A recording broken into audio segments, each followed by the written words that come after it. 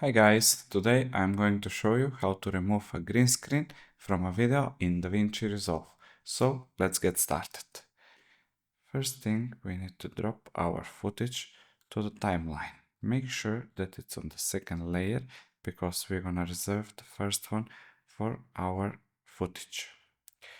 So let's clean this one out of our way, and now go in Effects, open Effects, and search for 3D gear. Just drag it and drop it to our footage.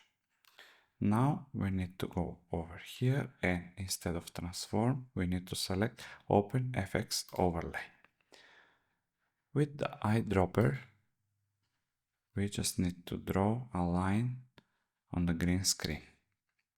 And if you have this green outline, let's zoom a little bit, you just need to bump it up to 1, to the spill, and there's no more light leaking on our subject.